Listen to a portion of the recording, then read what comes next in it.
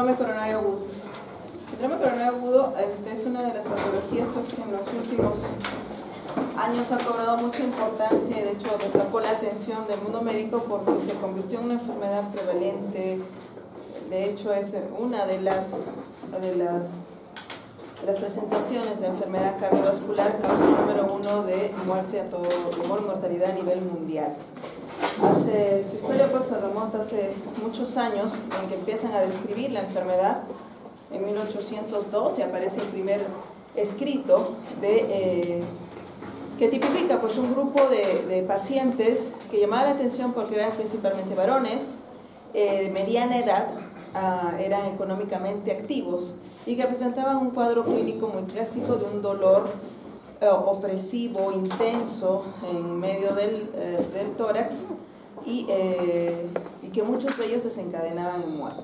Entonces, en 1812, hace mucho tiempo, pues no estaba todo organizado como está ahora y había médicos que describían la parte clínica, que atendían a los pacientes, había fisiopatólogos que trabajaban con los cadáveres de estos pacientes, se iban investigando y había químicos que hacían sus trabajos por su lado. Y no es pues hasta finales del siglo XIX, comienzo del siglo XX, en que se unen estas tres ramas de la investigación y empiezan a entender qué pasaba con estos pacientes. Síndrome coronario agudo es, como vamos a describir poco a poco, la complicación de una enfermedad crónica llamada ateromatosis o aterosclerosis.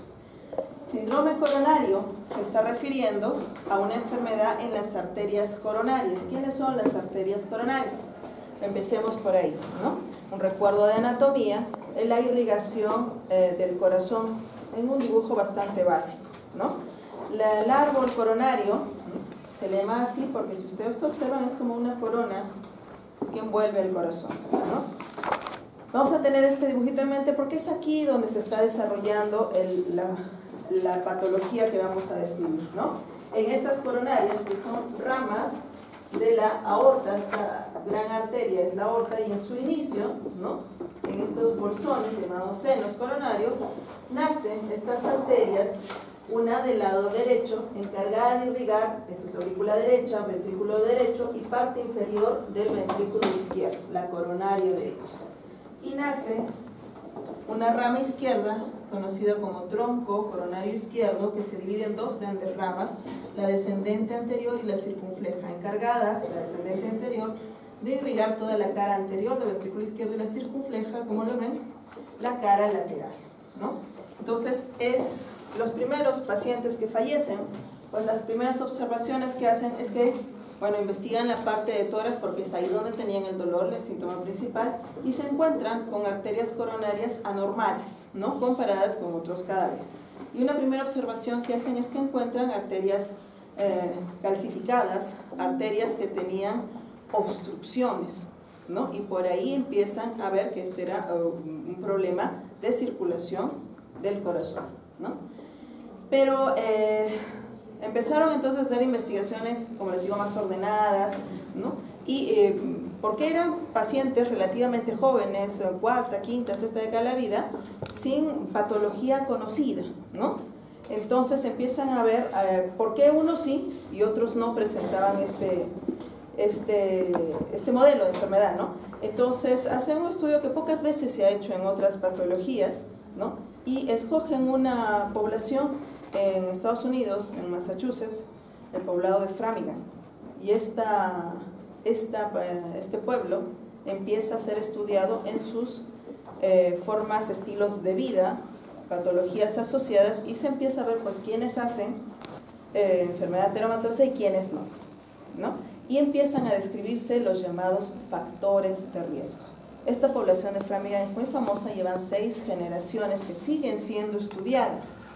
Y gracias a este estudio a largo plazo que se ha hecho, como les digo, en poca patología se ha hecho un estudio así, esta población Framingham da las primeras luces y empiezan a describirse los primeros factores asociados a esta enfermedad, que fueron hipertensión y colesterol total alto.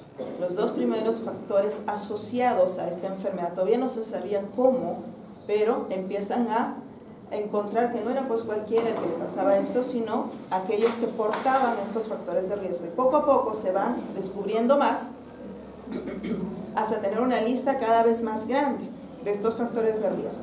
Los clásicos, hipertensión, dislipidemias, ya no solo como el colesterol total alto, sino además más finamente, encontrando un LDL alto, un HDL bajo y además triglicéridos altos, la diabetes, el tabaco, la obesidad, además del sedentarismo y nuevos factores que se van sumando a esta gran lista como factores genéticos, inflamatorios, trombogénicos, los enfermos renales crónicos y varios más, el alcoholismo, y esta lista todavía está creciendo, ¿no? Entonces, lo que describen, a lo que llevan estos factores de riesgo por diferentes caminos es a una enfermedad llamada ateroesclerosis, que es una enfermedad que tiene un periodo de incubación larguísimo, años, ¿no? Empiezan desde muy jóvenes a tener alteraciones que vamos a pasar a describirlas, sería una enfermedad crónica que daría síntomas crónicos que nos darían tiempo a actuar con calma y tendría una relativa baja mortalidad si no fuera por una complicación que sufren y que vamos también a pasar a describir en detalle. Esta complicación es trombótica y a diferencia del periodo de incubación largo en años, esta complicación trombótica ocurre súbitamente y da lugar justamente a lo que estamos estudiando, el síndrome coronario agudo. Entonces, ¿qué pasaba? Por fenómenos, diferentes caminos, les digo yo, ¿no? Diferentes estímulos que pueden ser oxidativos, como por ejemplo el tabaco, estímulos hemodinámicos como la hipertensión, o bioquímicos como las dislipidemias, la diabetes, por ejemplo, ¿qué hacen al final? Cada uno, por su camino, lo que hace es una disfunción del endotelio, ¿no? Ahí empieza la historia. El endotelio, que antes se pensaba nada más que era una capa de células que separaba pues, el torrente sanguíneo del vaso nada más, se descubre que es un órgano funcionante. Son células que tienen mucho que hacer, tienen función, son células funcionantes. ¿Qué pasa cuando enferman? Cuando este endotelio no funciona bien, como les digo, por tabaco, por un estrés oxidativo, bioquímico o mecánico, como lo hace la hipertensión, este endotelio se enferma. Y este endotelio, que debía ser una capa concreta en la que promueve la vasodilatación, promueve que no haya coagulación para que la sangre circule libremente. En resumidas cuentas, esa es la labor del endotelio, que haya un libre paso de la sangre. Pero ¿qué pasa cuando este endotelio enferma por estos diferentes factores de riesgo? Altera su permeabilidad, permitiendo el paso de células inflamatorias a través de él. Células que no debían entrar pasan por el endotelio. Los monocitos, activados convertidos en macrófagos, pasan por debajo del endotelio, se meten por debajo de este endotelio enfermo, ¿no? Y se encuentran ¿con quién? Con otro invitado que tampoco debió pasar, el LDL, ¿no? Esta fracción del colesterol, ¿no? De proteína de baja densidad, que no está por gusto, no está para fastidiarnos la vida, pero el LDL tenía su función, tenía que haber llegado a otro sitio a formar parte de las capas de las células, formar parte de las hormonas, pero no llega a su destino natural, a su destino normal, sino que entra en este endotelio enfermo y es fagocitado por el macrófago formando la célula espumosa, ¿no? Esta célula espumosa que viene a ser un macrófago lleno de grasa porque se traga al LDL, ¿no? Y no es el único fenómeno. Las células T también ingresan a este escenario, a esta fiesta, y empieza a haber toda una serie de cambios. Las células que estamos viendo acá son las células musculares lisas, ¿no? Que forman la parte basal. Estas células cambian de lugar, empiezan a migrar, empiezan a proliferar en forma diferente, dejan su lugar y proliferan como formando como una especie de capa a las células que fagocitaron el LDL, ¿no? Teniendo entonces al final un corazón lipídico formado por estos macrófagos que tragaron el LDL, las células espumosas, por cristales de colesterol que también están ahí, por las células T, las células inflamatorias, tenemos además estas células musculares que migraron de donde tenían que estar, migraron para hacer una especie de costra, de capa, sobre este corazón lipídico. Estas células musculares lisas, no solo ellas forman la capa, sino que forman colágeno. Y el colágeno que forman, que está representado por estas tiras morenitas claras, es la que da estabilidad a esta capa fibrosa que cubre el corazón lipídico de la placa, y así se forma la placa ateromatosa, ¿no? Y esta es la fisiopatología de la aterosclerosis. ¿Esto cuánto demoró en formarse? Años. ¿Por qué se formó? Por los diferentes factores de riesgo, ¿no? Entonces identificamos factores de riesgo, nos explicamos ya por qué forman la enfermedad aterosclerótica, la aterosclerosis. Como les digo, esto va creciendo poquito a poquito, año tras año, ¿no? Hasta que llega un punto en que tanto empiezan a crecer primero excéntricamente, es decir, fuera de la luz, y al final hacen un crecimiento hacia la luz arterial. Y cuando va construyendo más del 50%, sobre todo más del 70%, empieza a dar síntomas en ese paciente. Ese paciente camina y le duele el pecho, ¿no? Y reposa, se le pasa el dolor. Camina a cierta distancia, vuelve a doler el pecho, reposa, calma el dolor y acude a la consulta por consultorio externo, te cuenta esta historia y tú te imaginas que tiene esto formado en sus coronarias. ¿Esta enfermedad de esta esclerosis es solo de las coronarias? No. Esto ocurre en cerebro, a nivel de la circulación de retina, en coronarias, en circulación renal, de miembros, carótidas, aorta, ¿no? No es solo un fenómeno coronario, ¿no? Pero en las coronarias vamos a ver por qué tiene algo de especial, ¿no? Entonces este paciente sería la historia así, tendría tiempo de venir por consultorio, le hago una prueba de esfuerzo e identifico a través del registro electrocardiográfico que hay isquemia, que hay falta de circulación al momento que él camina y por eso es que le duele, y hago un estudio y planeo su tratamiento en forma calmada, y este paciente generalmente tiene un buen pronóstico. Pero ¿qué sucede en el síndrome coronario agudo? Esta capa fibrosa que estaba cubriendo ese corazón lipídico se rompe. Se rompe y expone este corazón hacia la circulación. Y el resultado de este contacto es la formación de un trombo. Y este trombo se forma en apenas minutos. Y eso es esta complicación aterotrombótica, porque no habría trombo si no hubiera placa ateromatosa, pero no habría complicación aguda si es que no hubiera trombo, ¿no? Este trombo, formado apenas en minutos, es el que termina de tapar esta arteria y lo hace en forma abrupta, rápida, y es el paciente que ya no va a venir por un consultor externo, sino va a venir por la emergencia con poco tiempo para actuar y con un alto índice de mortalidad, ¿no? Entonces, esta historia aguda es la que vamos a explicar a continuación con más detalle por qué ocurre esto. Y, dicho sea también de paso, no ocurre en todas las personas. Todos los que hacen placa aterosclerosis, no todos se hacen placa aterosclerosis.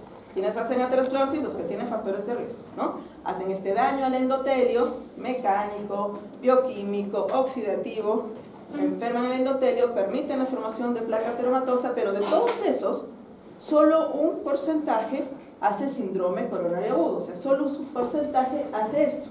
El otro se quedaron con su plaquita tranquila. Entonces, había que preguntarnos por qué.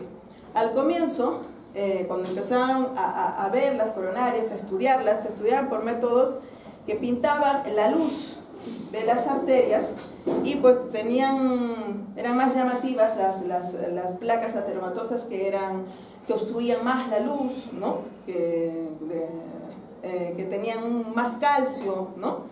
Pero poco a poco, haciendo estudios más a fondo y con nuevas metodologías como la tomografía, como otras técnicas que nos permiten ya no solo ver la luz, sino ver toda la arteria, pues veíamos que había que los pacientes que hacían esta disrupción aguda tenían unas características especiales en su placa y no tenían nada que ver con el tamaño de la placa hacia la luz ni con la cantidad de calcio. Entonces, un concepto que nos rondó un montón de tiempo fue descalificado, ¿no?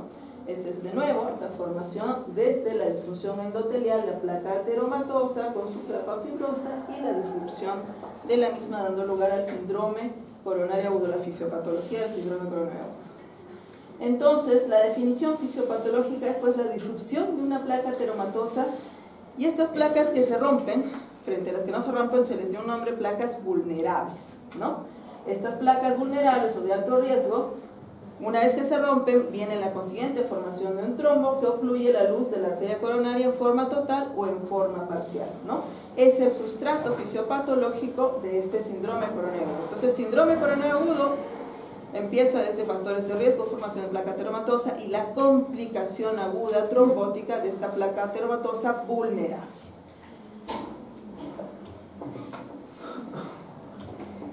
Este es un corte anatomopatológico de un paciente que muere por infarto, para que vean que no es nada más sin imaginación. Si ustedes se ponen a ver, esta es la placa ateromatosa con el corazón lipídico y el trombo que termina de tapar la arteria. Y en un acercamiento se ve cómo esta placa se ha roto, ¿no? Entonces lo que veíamos en dibujitos es real, es un tejido de un paciente real, ¿no? Entonces, ¿qué pasa, no? Como les decía, estas técnicas de estudio mejoran y podemos conocer mejor la fisiopatología, ¿no? Entonces, vamos viendo cuáles eran las placas, qué características tenían estas placas vulnerables. En primer lugar, tenían un poco o ningún grado de calcificación. Entonces, era esto del calcio que llamaba la atención al comienzo, no era real. Tenían un crecimiento extrínseco, es decir, no crecían hacia la luz de la arteria, sino hacia afuera. Entonces, en estas técnicas que nada más veían la luz, muchas veces pasaban desapercibidas, o obstruían nada más el 20%, el 10%, y decían al comienzo como que no les se le daba importancia, y cuando ya las vimos por completo eran placas que iban creciendo hacia afuera, y ya nos decía que eran muy antiguas, y hacia la luz poco, ¿no? Tenían una disociación entre el grado de estenosis y la propensión a provocar síndrome coronario agudo. O sea, no importaba que tanto estuvieran obstruyendo la luz, ¿no? Sino otras cosas, ¿no? Entonces, poco calcificadas, de crecimiento extrínseco y generalmente que no obstruían gran cosa la luz de la coronaria, ¿no? Estas placas que tienden a romperse a la disrupción, entonces son generalmente no obstructivas y lo que tienen son capas fibrosas delgadas. Esa es la principal característica.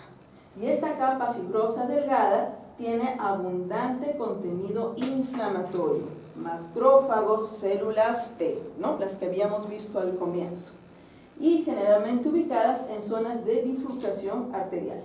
Son las llamadas vulnerables o de alto riesgo. Entonces teníamos dos tipos de pacientes: aquellos que tenían placas con un centro lipídico chiquito y con una capa fibrosa muy gruesa y calcificada, ¿no? Y que crecían hacia la luz, generalmente estables. Mientras que había el otro grupo de pacientes con capas, con gran contenido, con gran corazón lipídico, de crecimiento excéntrico, fuera de la luz, dejaban una luz buena, y con la capa fibrosa delgada. Y además, con gran componente inflamatorio. Tienen muchos más linfocitos T, muchos más macrófagos y células musculares lisas activadas en comparación con la placa estable. O sea, había más fenómeno inflamatorio. Entonces, incluso hasta ahora se están especulando causas inflamatorias, ¿no? de esto. Entonces, tenemos pacientes que hacen esta complicación aterotrombótica, principal causa de un síndrome coronario agudo, en contra de aquellos que tienen placas estables y van haciendo enfermedad de tipo angina estable, ¿no? Bueno, pero acá ahora vamos entonces a referirnos al síndrome coronario agudo, aquellos que tienen placa vulnerable que se disrumpe y provoca este fenómeno aterotrombótico. Entonces, la ruptura de esta placa vulnerable es la causa más común de síndrome coronario agudo. Esta capa fibrosa que separa el torrente sanguíneo del corazón lipídico de la placa. ¿Qué tiene esta capa fibrosa? Pues tiene el torrente sanguíneo, tiene factores de coagulación latente. Y el corazón lipídico está lleno de material trombogénico, como lo vamos a ver. Entonces, nuevamente, ¿cuáles eran las características de esta placa? Una capa fibrosa delgadita, un corazón lipídico grande, abundante, contenido de células inflamatorias, calcificación mínima o puntual y pocas células musculares lisas.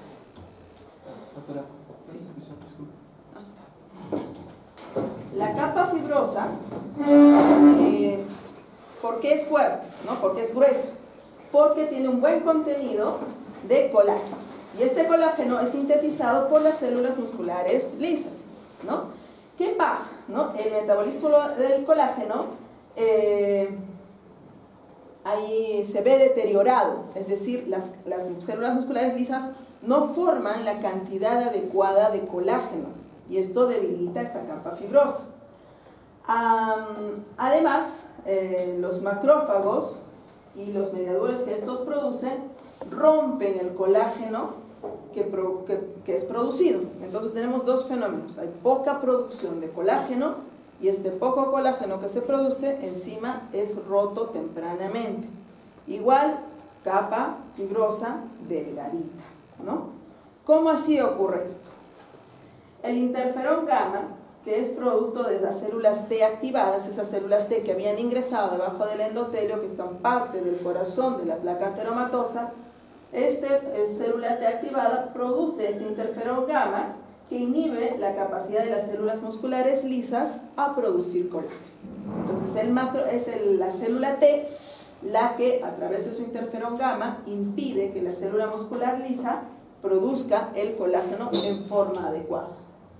Además, los macrófagos, estos macrófagos que ingresaron, producen matriz metaloproteinasas o llamadas MMP. Estas son colagenasas, rompen el colágeno. Hay de tipo 1, 8, 13 y al producir estas colagenasas pues rompen el colágeno que alcanzaba a producir las células musculares lisas. ¿Y por qué producen estas metaloproteasas? Porque son estimuladas de nuevo por las células T CD40.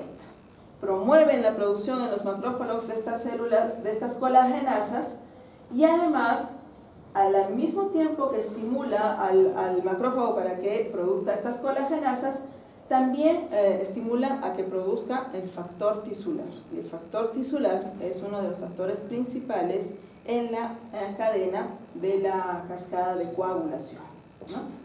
Entonces, estos serían los mecanismos por los cuales los fenómenos inflamatorios que veíamos en estas placas que se rompían, estas placas